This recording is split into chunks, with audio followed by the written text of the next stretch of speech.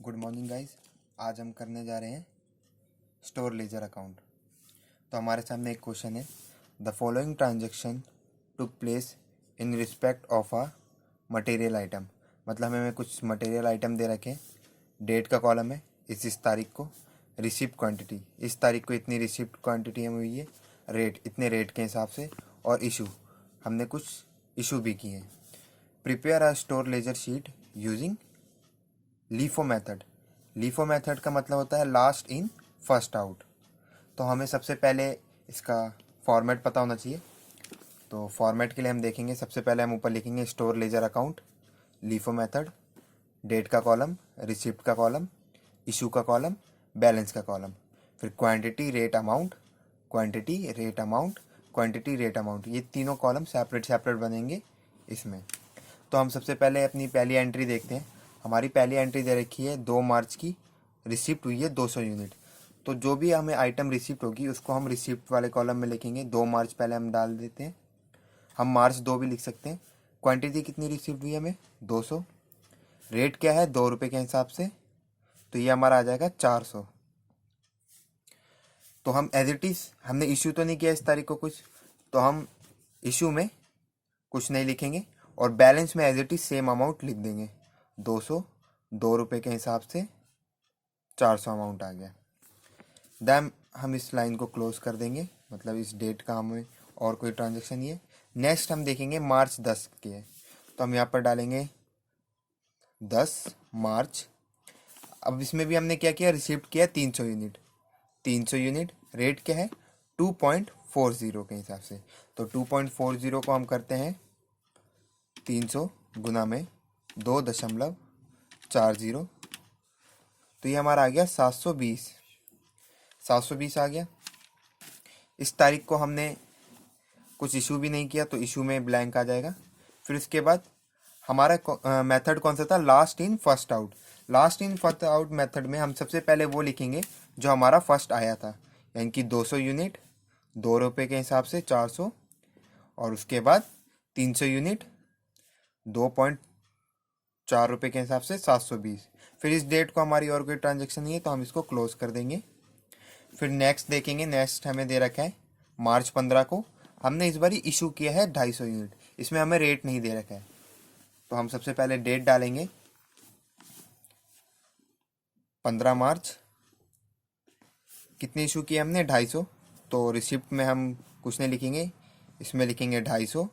अब हम रेट क्या लेंगे 250 के हिसाब से। हमारा मेथड कौन सा, last in first out, last वाला इन होगा और फर्स्ट आउट। तो हम यहाँ पर क्या करेंगे, लास्ट वाला हमारा अभी कौन सा इन हुआ है, फर्स्ट वाला जो अभी अभी न्यूली कम आया है, 300 यूनिट आए हैं, तो हम उसका रेट लेंगे हम यहाँ पर। तो हम यहाँ पर मल्टीप्लाई करके लिखेंगे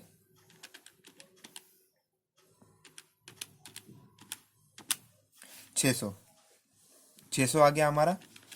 फिर एज इट इज़ हम अब क्या करेंगे, हमारा बैलेंस जो बचेगा उसको लिखेंगे। पहले 200 वाला जो बचा है 200, 2 रुपये के हिसाब से 400। फिर हमारा 300 था, हमने 250 सोल्ड कर दिया, तो 50 यूनिट बचा 2.4 के हिसाब से, तो 120 आ जाएगा इसका। फिर इस तारीख को हमारी और कोई एंट्री नहीं है, हम इसको क्लोज कर देंगे। इसके बाद हमारी अगली एंट्री है 18 मार्च की, 250 यूनिट हमने रिसिप्ट की हैं 2.60 के हिसाब से। तो हम पहले डेट डालेंगे 18 मार्च, कितनी हमने रिसिप्ट की है 250 यूनिट, रेट है 2.60 के हिसाब से, 250 गुना में 2.60, ये हमारा आ गया 650। हमने इस तारीख को इशू नहीं किया तो इशू का कॉलम पे हम खाली कर देंगे। फिर इसके बाद हम एंट्री करेंगे बैलेंस, जो हमने सबसे पहले ले रखा था पहले वो डालेंगे 200, 2 रुपये के हिसाब से 400 आ गया। देन उसके बाद 50, 2.4 के हिसाब से 120 आ गया, और सबसे लास्ट में 250, 2.60 के हिसाब से, और इसका आ गया 650। इस तारीख को हमारी और कोई एंट्री नहीं है, हम इसको भी क्लोज कर देंगे। उसके बाद हमारी सबसे लास्ट ट्रांजैक्शन बची है मार्च 20 की, हमने 200 यूनिट इशू किए हैं। तो हम सबसे पहले डेट का कॉलम में डेट लिखेंगे 20 मार्च, हमने रिसीव नहीं किया कुछ, हमने इशू किया 200 यूनिट, 200 यूनिट इशू किया, तो सबसे लास्ट में अभी कौन सा आया था, 250 वाला, तो हम इसमें से सोल्व करेंगे 2.60, क्योंकि हमारा मेथड है लास्ट इन फर्स्ट आउट। तो 200 इंटू में ये हो जाएगा हमारा 200 इंटू में 2.60, ये हमारा आ गया 520।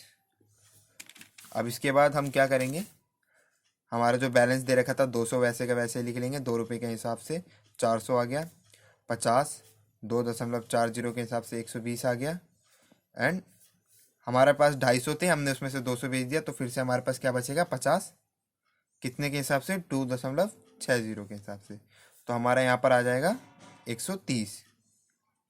हम यहाँ पर भी इसको क्लोज कर देंगे, और सबसे लास्ट में हमें क्या करना है, पूरे अकाउंट को क्लोज करके टोटल कितने हैं रह गए, टोटल करके इसको लिख देना 300, और इसका अमाउंट टोटल करके वो लिखना है, हमें यहाँ पर रेट नहीं लिखना।